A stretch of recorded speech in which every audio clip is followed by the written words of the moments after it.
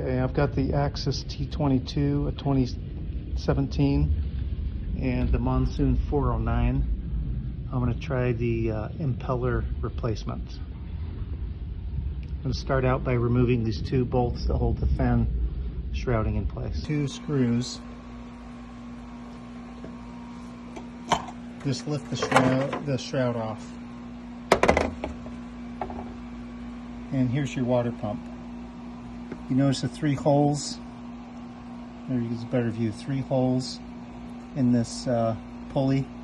You can get through those holes to the bolts on the back side. So this back here is the impeller housing. A little better view of it.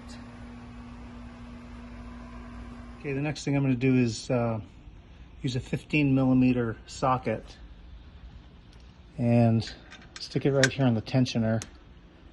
Just move it clockwise and you see the belt get loose. We'll loosen up the belt so we can get it off the pulleys. So pay attention to the way the belt was on. It goes around the water pump and then whatever this thing is. I'm just going to move that out of the way. And then you see down here in this pulley, let me get a better view. There's three holes in it. And this will rotate around. You're going to use a 10mm socket to get in there, three bolts on the impeller housing. I'll show you that here in a second. So here's the 10mm socket. It goes right through that housing, or whatever we call that thing, onto the back side. And there's three of those we're going to take off.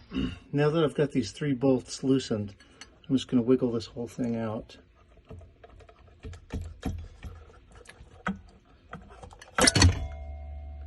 And there's the impeller. Now take note of this. These three bolts have a little rubber biscuit on them, or grommet, or washer, so that the bolts don't come all the way out. So if you keep turning and turning and they don't come out, that's why they've got that little rubber piece on them. All right, so Axis and Malibu recommend changing this every 50 hours. This is what mine looks like after 300 hours. Never changed it ever. I guess that's why they recommend changing it. All right, so here's the impeller I took out. You can see it's got some pieces missing, but if you look on the other side, it's just a tiny crack on a lot of them. Like that one, just a tiny crack, but a pretty big divot on the other side.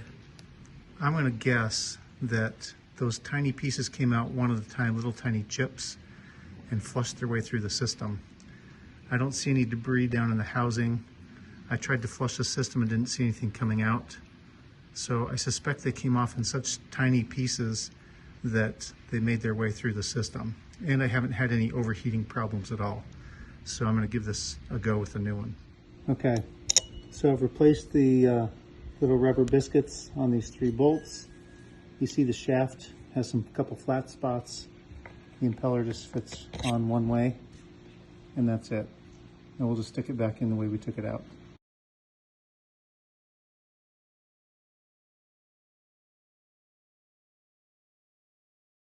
Okay, got it back on. Use the tensioner again to loosen the tension on the belt. Got the belt back the same way. And those weren't on super tight, so don't overdo it. Just get them snug. I think we're ready to go. We'll go hook up the fake lake and give it a go.